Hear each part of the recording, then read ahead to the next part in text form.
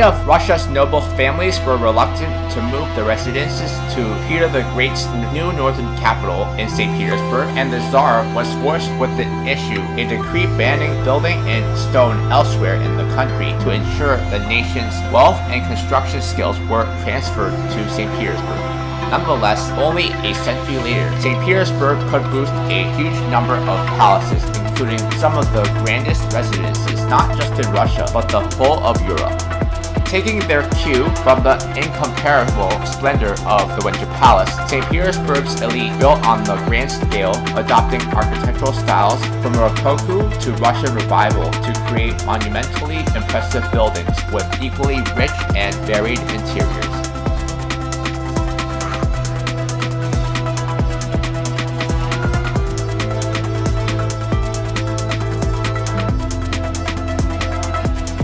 While many of St. Petersburg's palaces suffered cruelly during the October Revolution and the siege of Leningrad, the period since has seen a massive effort to restore them to their former glories, and many are now open to the public, either simply as a stately home or as museums of art and history, or at least as venues for occasional concerts or other events.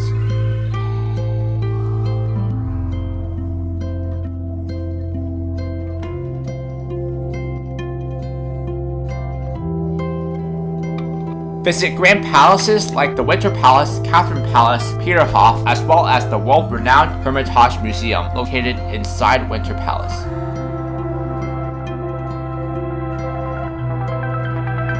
In this vlog, I'll be visiting a couple of the most popular palaces and museums in St. Petersburg, Russia.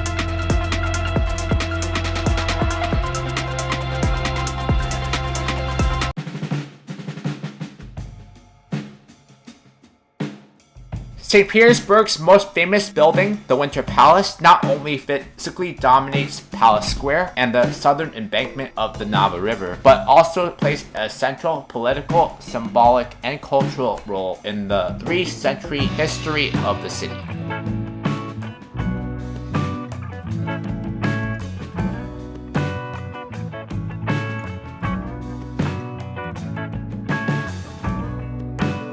The first imperial residence on the site of the Winter Palace was a wooden house in Dutch style built in 1708 for Peter the Great and his family. This was replaced in 1711 by a stone building, the remains of which formed the foundation of the Hermitage Theater. Parts of the original palace have been restored and are now open to the public.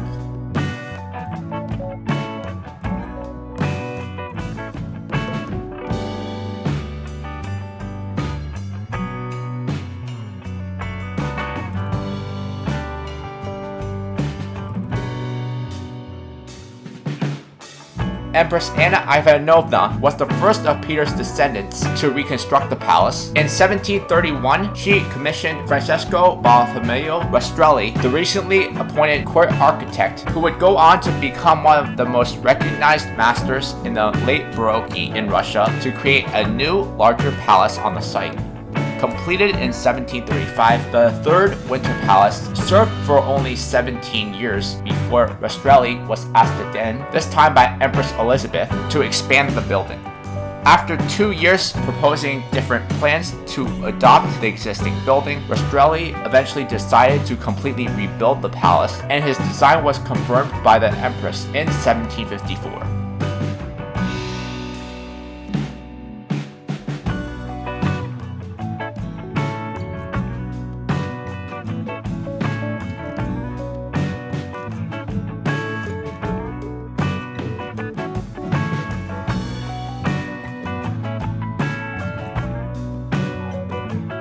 When Catherine the Great came to the throne in 1762, the new palace was nearly complete, and although Catherine removed Rastrelli from the project, his designs for the exterior of the building have remained almost completely unaltered to this day.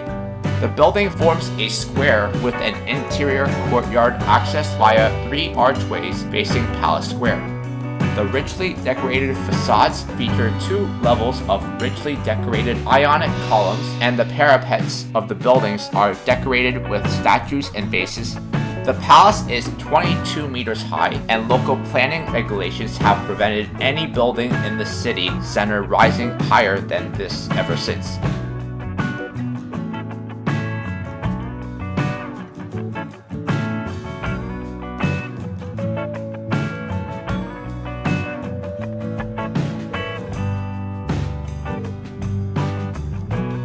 Within the Winter Palace, continual improvements and revisions were made to the interiors throughout the 18th and 19th centuries. In the 1780s and 1790s, Giacomo Florenzi and Ivan Storov created a new enfilade of staterooms overlooking the Nava River, and under Emperor Nicholas I, Carlo Rossi added the War of 1812 gallery in 1826.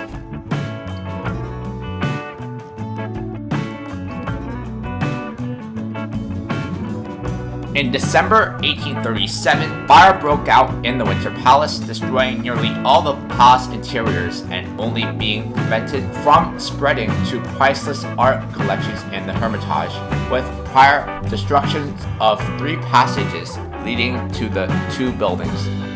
Nicholas ordered the reconstruction of the palace to be completed within 1 year, a monumental effort considering the construction technologies of the day. The lavish interiors were recreated under the supervision of Vasily Stastov, and his fellow architect Alexander Brylov added new designs in a more contemporary style.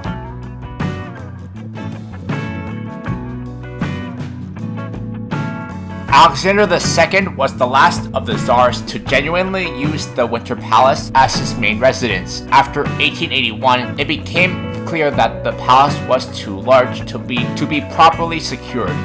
Alexander III and Nicholas II both set up their family residences at suburban palaces, the former at Gatchina and the latter at Alexander Palace. Nonetheless, Winter Palace was still used for official ceremonies and receptions. A spectacular masked ball commemorating the anniversary of the reign of Tsar Alexei Mikhailovich, the second Romanov Tsar, held in 1903, was the last major event hosted by the imperial family at Winter Palace.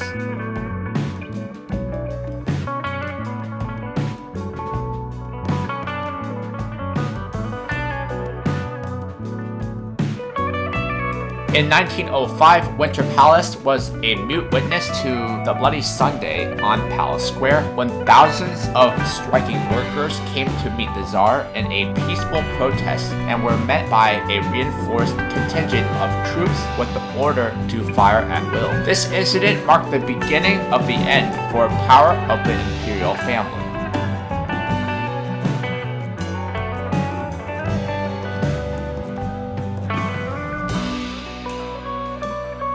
In 1917, after Nicholas II's abdication and the February Revolution, the Winter Palace became the seat of the provincial governor. It was under this authority, rather than the imperial family, that the Bolshevik-led revolutionary forces besieged and then stormed the palace in October of that same year. In the ensuing anarchy, a portion of the Winter Palace's riches were ransacked, including the enormous imperial wine cellars.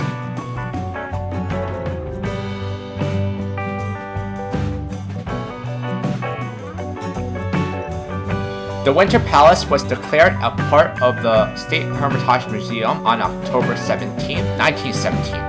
Although initial Bolshevik policy was to remove all imperial symbols from the palace and use the premises as a museum of the revolution, the restoration project of the 1940s and 1950s, which followed further extensive damage to the building during the siege of Leningrad, saw the beginning of an ongoing process to return the imperial splendor of many of the palace's rooms.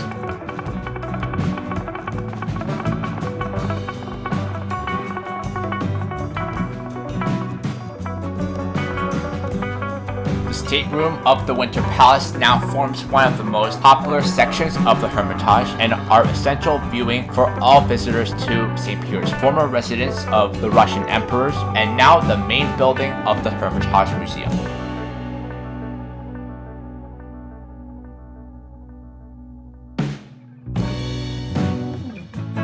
The State Hermitage Museum is one of the largest and most prestigious art museums in the world. It is St. Petersburg's most popular visitor attraction and one of the world's largest and most prestigious museums. The Hermitage is a must-visit for first-time travelers to the city, with over 3 million items in its collection. It also definitely rewards repeat visits as well. Newcomers can only hope to get a brief taste of the riches on offer here, from impressionist masterpieces to fascinating oriental treasures.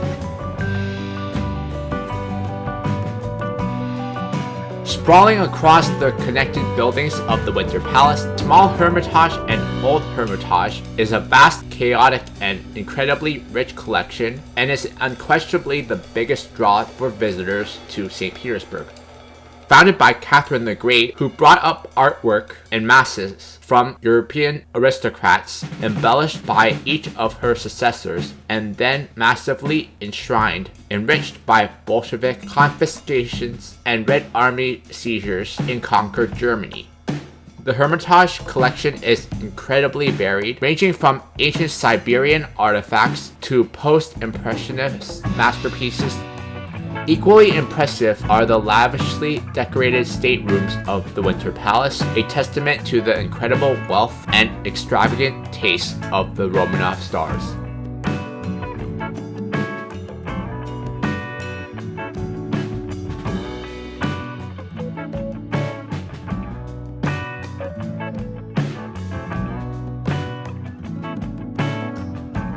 The bulk of the Hermitage collection is housed in the Winter Palace, which was formerly the official residence of the Romanov Tsars, and its several annexes. However, there are a number of other sites that constitute part of the Hermitage, including the recently opened storage facility north of St. Petersburg, which offers guided tours through some of the museum's vast stocks.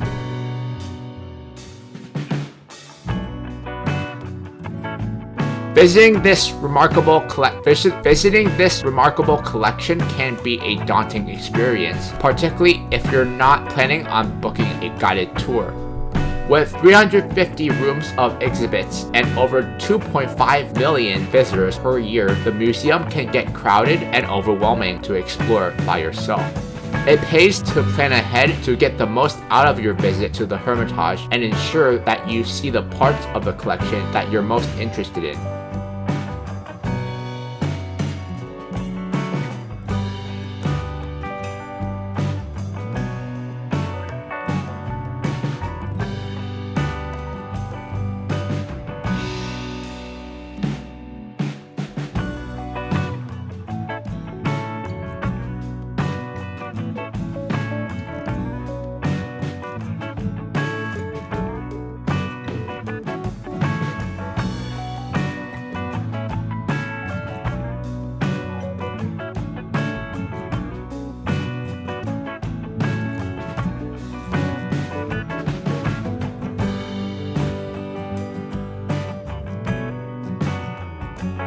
One ticket covers all parts of the collection in the Winter Palace complex except for the treasure galleries, which can be only entered as part of a guided tour. Separate tickets have to be bought for video and camera photography within the museum. It is also possible to pre-book tickets over the internet, which is more expensive but helps to avoid queues, which can be a problem for visitors during peak tourist season in the summer.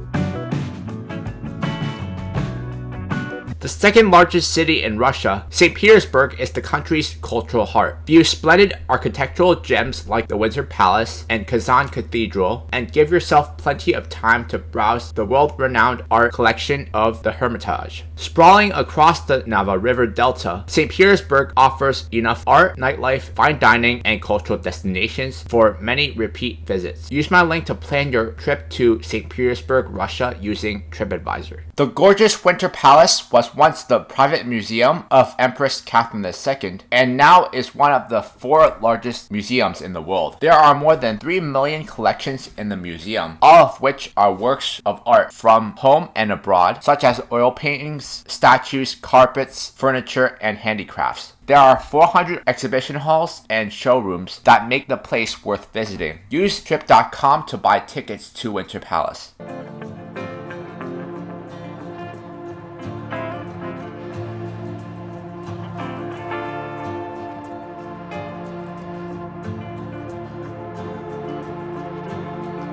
Peterhof, or the Summer Palace of Peter the Great, was the first palace built in St. Petersburg that was not really a palace at all. It is simply a regular two-story stone house in which Peter the Great, the first Russian emperor, spent the summer months. However, this house is the beginning of the glorious history of St. Petersburg palaces, which would soon match and even surpass the grandeur of Versailles, Buckingham Palace, and other great palaces of the world. Since its construction, the Summer Palace has hardly been altered, and today it gives its visitors a rare opportunity to see life as it was 300 years ago.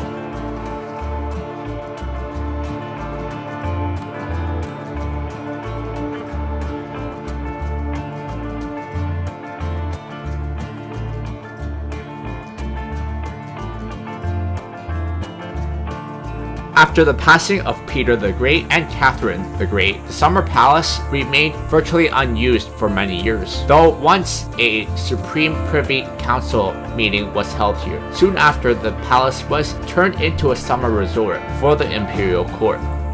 In 1826, the architect Carlo Rossi turned it into the coffee house.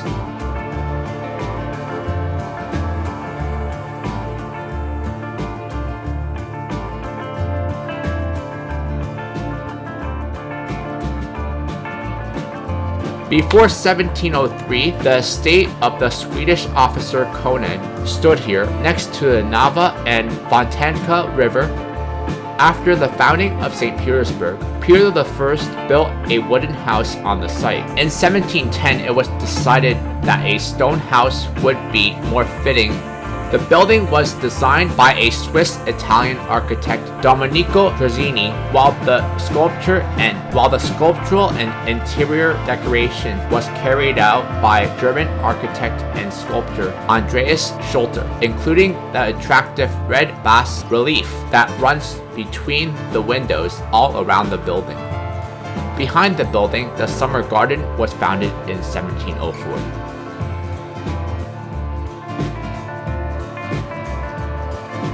Peter's quarters were on the first floor of Summer Palace, and the second floor was for his wife and their children. Each floor consists of 7 rooms. The rooms included the reception, the assembly grand hall, a jail, and the Tsar's favorite room, his workshop.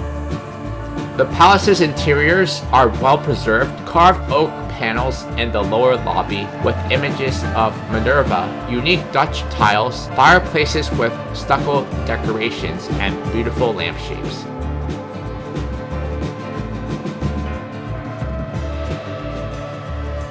Today, the palace has become a branch of the Russian Museum. It showcases the original interiors, many personal belongings of Peter and Catherine, devices of the 18th century, rare paintings, and much more.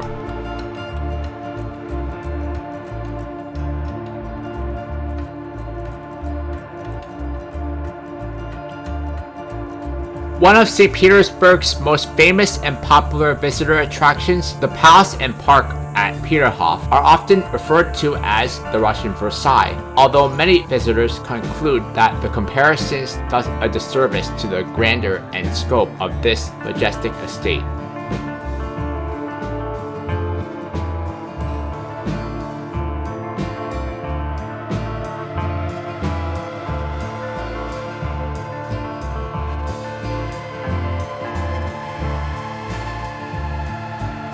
Improvements to the park continued throughout the 18th and 19th century. After leaving her own mark on the park, Catherine the Great moved the court to Pushkin, but Peterhof once again became the official imperial residence during Nicholas I's reign, who ordered the building of the modest cottage palace in 1826.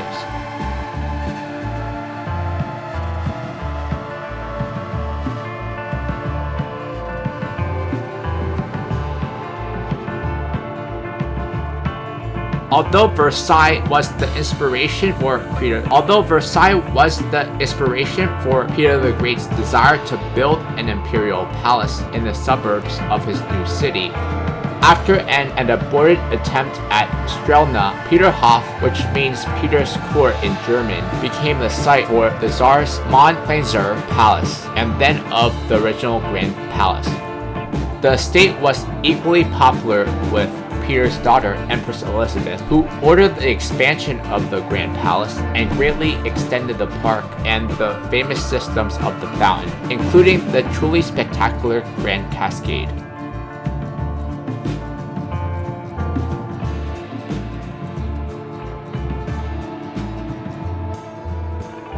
The spectacular parkland at Peterhof is remarkable for the sheer variety of styles encompassed in its layout and features, representing nearly 2 centuries of European aristocratic fashion executed to the highest standard. Peterhof is like an encyclopedia of park designs through an age of empire. Particularly impressive is the fact that the master landscapers and garden designers who worked on the estate at Peterhof managed to overcome the extremely inclement conditions of the northern climate to create a wonderland of greenery and flowers, sweeping vistas, and ornate architectural decorations.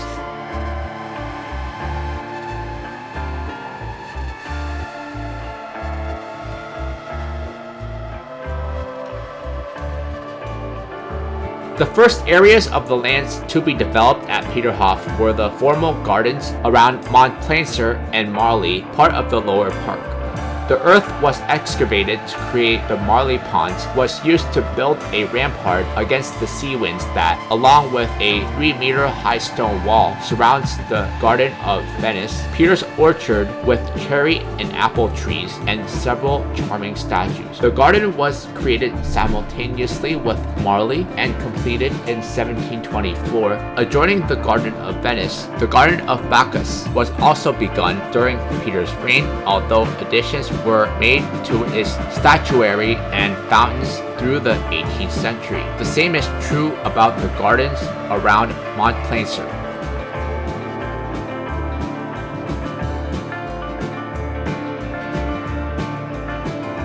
Also during Peter's reign and then under Empress Elizabeth, who continued her father's work at Peterhof after a decade of neglect, the upper gardens south of the Grand Palace, which were great for most visitors to Peterhof beyond the entrance to the park, were laid out mostly by John Leblond and Nicola Machetti. Here, 3 alleys lead to the palace surrounded by formal flower beds and low clipped hedges.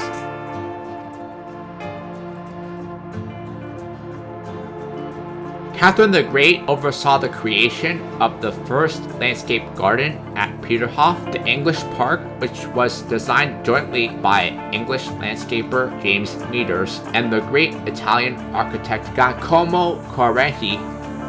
The park was once the setting for Quarenti's English Palace, considered to be one of the finest works of Russian classicism, which was later used as a guest house for foreign visitors, but was later destroyed in an artillery fire in World War II.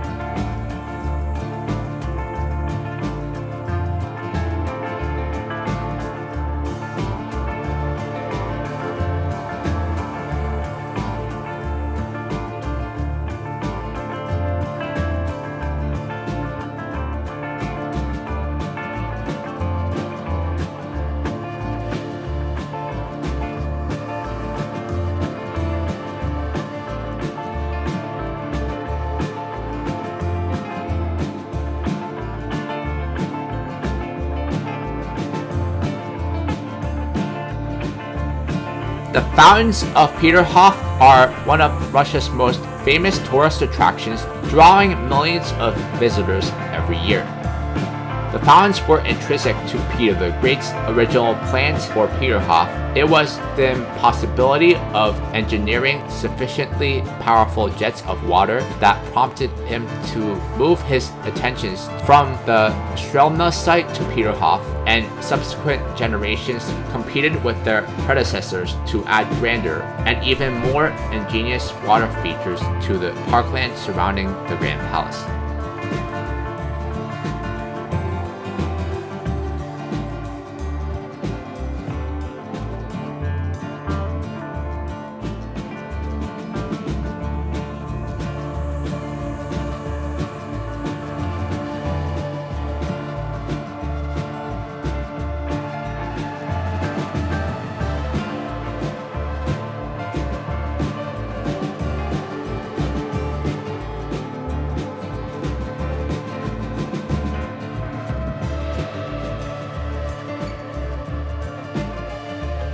The most famous ensemble of the fountains, the Grand Cascades, which runs from the northern facade of the Grand Palace to the Marine Canal, comprises of 64 different fountains and over 200 bronze statues, bas reliefs, and other decorations. At the center stands Rastrelli's spectacular statue of Samson wrestling the jaws of a lion.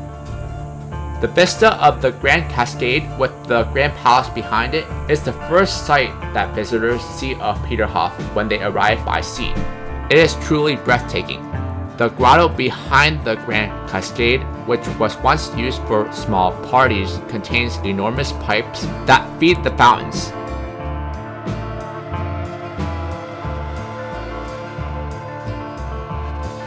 The magnificent summer palace is located in the quiet forest on the southern bank of the Gulf of Finland. It was built by the order of Peter the Great in 1714 and is also called Peterhof. Because of its luxurious and magnificent architectural style, the summer palace is also known as the Russian Versailles. Use my link to purchase tickets to Peterhof Palace using trip.com. The lower garden at Peterhof is a stunning example of French-style formal gardens designed by Jean-Baptiste Leblond, a student of Versailles legendary landscaper André Lenotre. The cascades are a highlight, with the Great Cascade leading from the Grand Palace, while the Chessboard Hill and Golden Hill cascades add to the grandeur. You can purchase tickets for the lower garden at Peterhof online using the link below.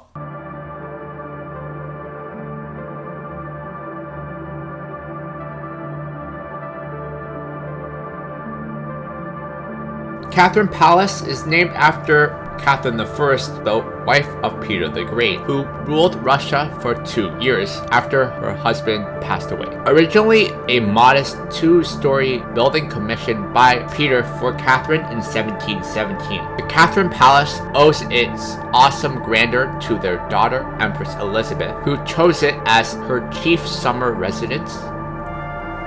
Starting in 1743, the building was reconstructed by 4 different architects before Bartholomew Rastrelli, chief architect of the imperial court, was instructed to completely redesign the building on a scale to rival Versailles.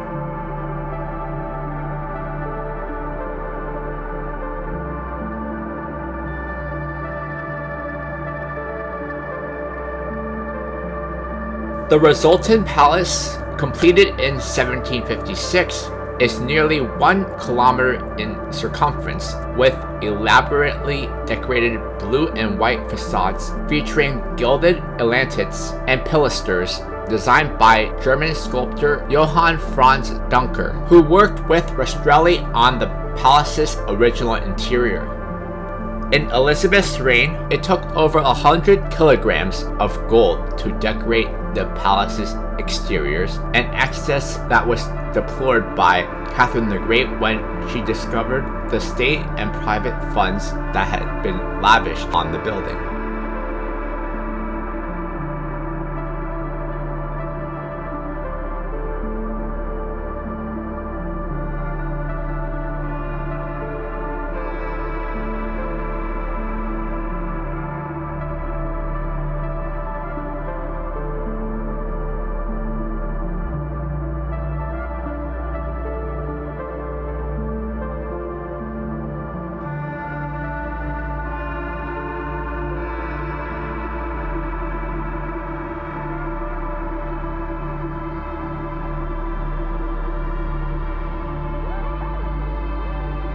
The interiors of Catherine Palace are no less spectacular, and the so-called golden enfilade of the stateroom, designed by Rastrelli, is particularly renowned and formed the focus of the palace tour. Guests can enter via the state staircase, which in fact dates back from the 1860s. With its ornate banisters and reclining marble cupids, it gives a taste of what is to come.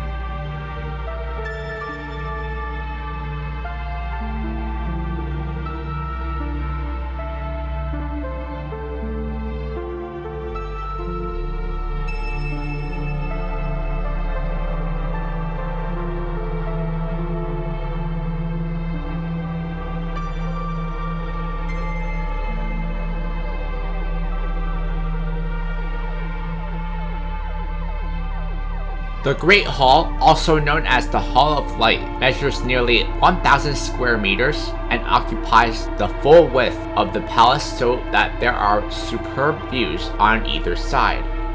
The large arched windows provide enough light to relieve the vast quality of gilded stucco decorating the walls, and the entire ceiling is covered by a monumental fresco entitled The Triumph of Russia. Using similar techniques, but on a smaller scale, the white dining room is equally luxurious. But like many of the rooms in the palace, its grandeur is softened by the presence of a beautiful traditional blue and white tiled stove in the corner.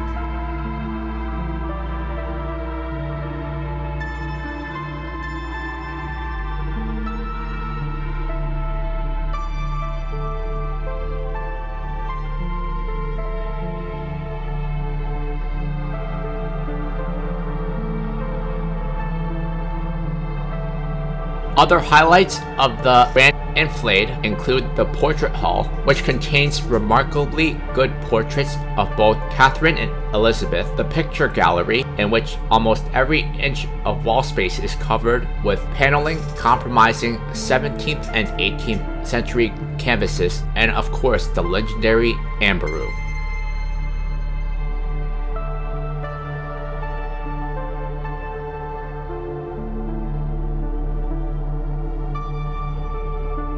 Further on in the Catherine Palace, the most noteworthy interiors are those in the so-called Cameron Rooms, the suites decorated in the reign of Catherine the Great by her favorite architect Charles Cameron. His penchant for classical symmetry and his superb taste for color are evident in the charming green dining room.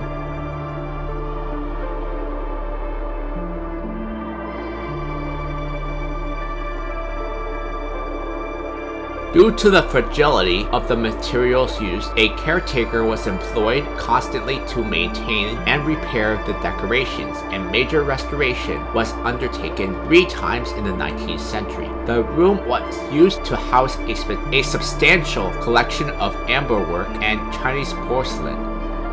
In 1941, when German troops took the city, the Amber Room was dismantled in 36 hours and shipped to Königsberg in a tawdry pretense at historical fidelity.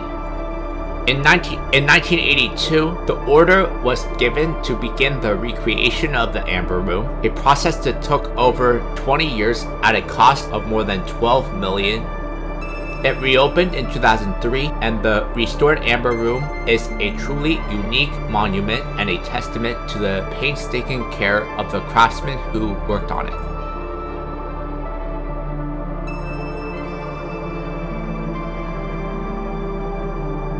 To create this extraordinary chamber, Rastrelli used panels of the amber mosaics originally designed for an amber cabinet at Königsberg Palace and presented to Peter the Great by Frederick Wilhelm I of Prussia, and surrounded them with gilded carving, mirrors, more amber panels created by Florentine and Russian craftsmen, comprising a total of 450 kg of amber, and further mosaics of Ural and Caucasus gemstone. The room was completed in 1770.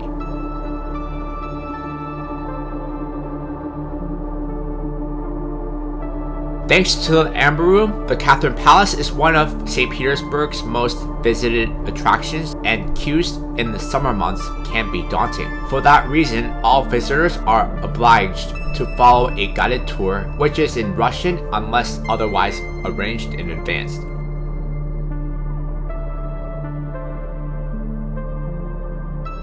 The State Russian Museum in St. Petersburg is the world's largest collection of Russian fine art, housed in several historic buildings across the city. Established in 1895 by Tsar Nicholas II in honor of his father Alexander III, the museum showcases Russian art from medieval icons to avant-garde masterpieces. Rivaling the Tretyakov Gallery in Moscow as the world's finest collection of Russian art, the State Russian Museum has an illustrious history that began when the fiercely nationalist Tsar Alexander III became the first Russian ruler to make a significant collection of art by Russian artists. His son Nicholas II decided to open a museum in his father's memory in 1895 and brought Petersburg Palace to house the collection. Originally called the Alexandrovsky Museum, it was opened to the public in 1898. After revolution, the museum benefited massively from state confiscation of privately owned artwork, and the permanent exhibition was slowly expanded to include the palace's Rossi and Benos wings. The museum's collections include over 400,000 artworks covering the complete history of Russian art, from the 11th century icons to work by contemporary video artists.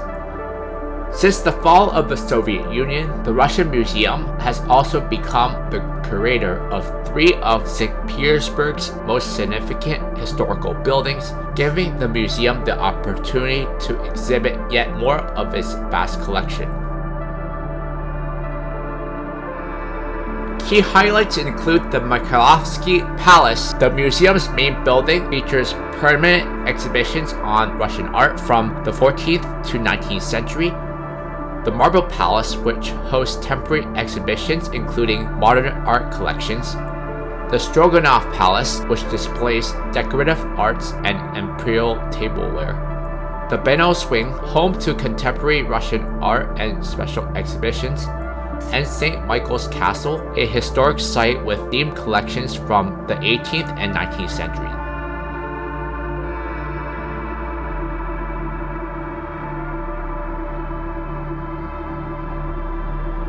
The Marble Palace in St. Petersburg is one of the city's earliest neoclassical buildings, commissioned by Catherine the Great for Count Grigory Orlov in the late 18th century. Designed by Antonio Rinaldi, the palace is famous for its 32 different types of marble sourced from across Russia and Europe.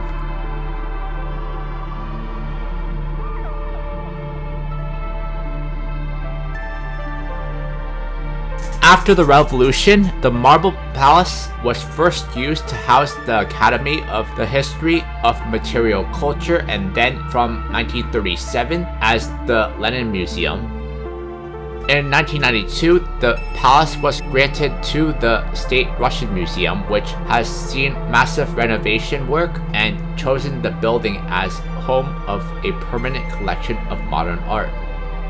There are also an exhibition devoted to the last owner of the palace, Grand Duke Konstantin Konstantinovich Romanov, who, as well as holding several prominent roles in government and in administration, including many years as president of the Academy of Sciences, was also a talented poet and friend of many key figures of the Silver Age of Russian culture.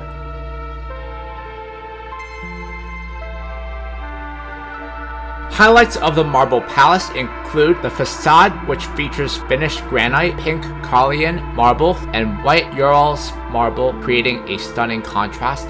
It was originally built for Orlov and later housed members of the Romanov dynasty, including Grand Duke Konstantin Nikolaevich.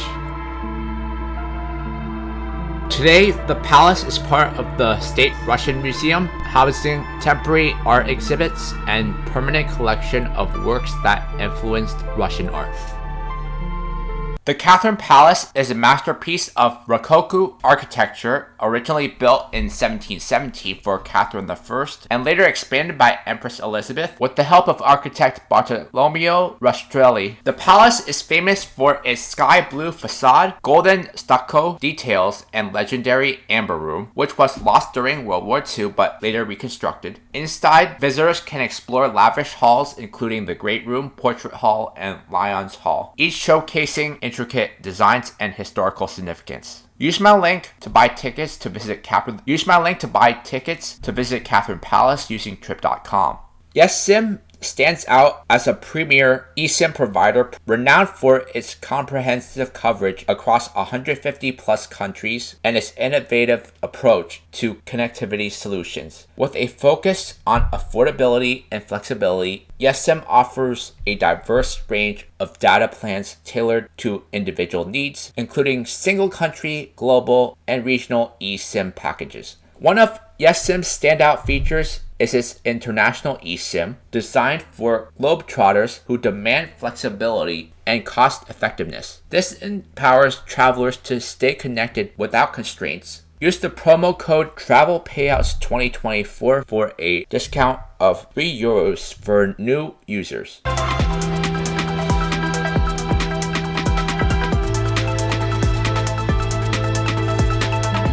St. Petersburg is a treasure trove of imperial grandeur and artistic mastery, making its palaces and museums a must-visit for anyone fascinated by history and culture.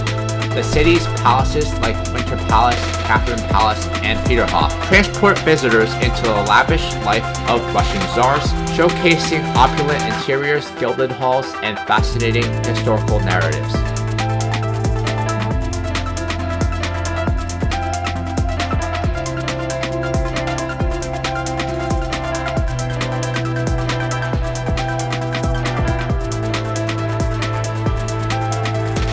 Museums such as the Hermitage Museum, one of the largest and most prestigious art museums in the world, house priceless collections of European masterpieces, ancient artifacts, and Russian fine arts, while the Russian State Museum offers a deep dive into the evolution of Russian art.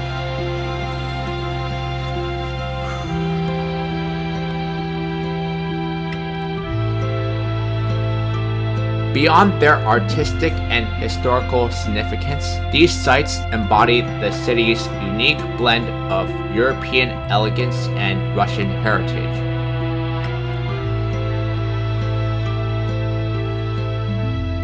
In the next vlog, I'll be visiting Munich, Germany.